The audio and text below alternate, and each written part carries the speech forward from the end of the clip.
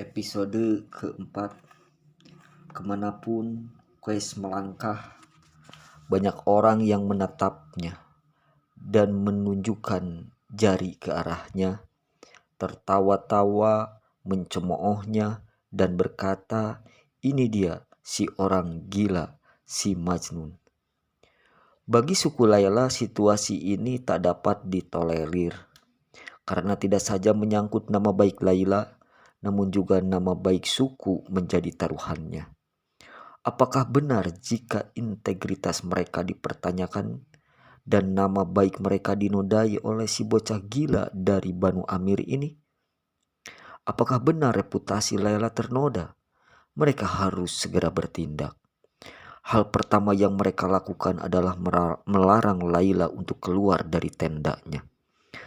Seorang penjaga bertugas untuk menjaga bagian depan tenda dan diperintahkan agar menangkap Quest jika ia mencoba untuk mendekati Layla.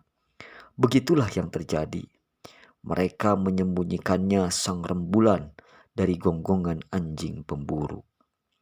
Tak ada yang dapat dilakukan atau diucapkan oleh Layla untuk mencegahnya. Ia harus menyembunyikan kesedihannya. Kesedihan yang mengancam akan merobek hatinya menjadi dua. Hanya saat sendirian sajalah ia melepaskan topengnya dan membiarkan air mata kesepian jatuh menetes di pipinya. Perpisahan Quest dan Layla juga menjauhkannya dari semua yang dicintainya. Dari sanak saudara serta teman-temannya, orang tua serta rumahnya. Jika Layla menangis secara sembunyi-sembunyi, Quest menangis secara terbuka, menunjukkan kepedihannya kepada seluruh dunia. Ia berjalan tanpa tujuan di kedai-kedai milik pedagang di pasar, tanpa berbicara kepada siapapun. Ia digerakkan hanya oleh rasa sakit hatinya yang membuatnya lupa akan orang-orang di sekitarnya yang memandangnya serta menunjuk-nunjukkan jari ke arahnya. Dan saat berjalan tanpa tujuan dari kedai ke kedai, tenda ke tenda, ia menyanyikan lagu cinta sambil meneteskan air mata.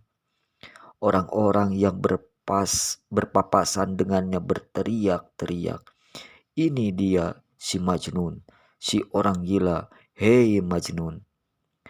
Kulit luarnya terbuka lebar dan menunjukkan jiwanya yang sakit. Ia membiarkan perasaan serta emosi terdalamnya terbuka. Tidak hanya ia kehilangan Layla, namun juga ia telah kehilangan dirinya. Kesedihan hatinya terpancar di wajahnya, bersinar bagaikan api, dan siapapun dapat melihatnya. Quest berjalan ke sana kemari dengan hati yang terluka. Quest yang kehilangan, yang terlupakan. Quest yang menjadi korban sang takdir. Semakin lama penderitaannya, semakin pula ia menjadi sosok yang diteriakan semua orang kepadanya. Majnun, si orang gila. Apakah bukan kegilaan namanya jika menyala sepanjang waktu bagaikan lilin? Bukankah kegilaan namanya jika tak dapat makan ataupun tidur? Semakin keras usahanya mencari obat untuk menyembuhkan lukanya, semakin ia merasa sakit. Dan saat malam tiba, momok dari cita-cita serta ambisinya yang sia-sia membawanya menuju pinggiran kota dan menuntunnya ke arah gurun tanpa alas kaki dan hanya berbekal jubah yang menutupi bahunya. Ia memang telah menjadi gila dan ia juga seorang penyair. Akibat perpisahannya dengan gadis itu, Layla. Perpisahan yang membuatnya menjadi budak bagi gadis itu. Membuatnya tergerak untuk menciptakan lagu-lagu yang terindah yang berisikan namanya. Dan bait-bait sajak yang belum pernah didengar oleh siapapun juga. Di tengah ketenangan malam, ia menyelimuti dirinya dengan jubah dan mengendap-endap menuju tenda Laila. Kadangkala ada yang menemaninya, teman-teman yang seperti dirinya pernah merasakan keindahan cinta dan juga pedihnya perpisahan.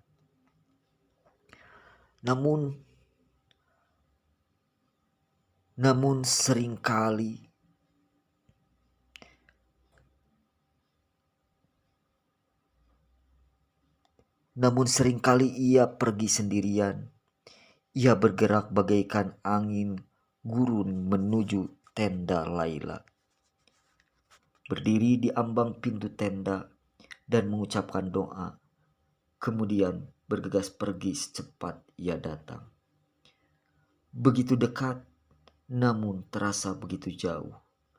Betapa sulit baginya untuk bergerak menjauh dari tenda kekasihnya dan kemudian pergi.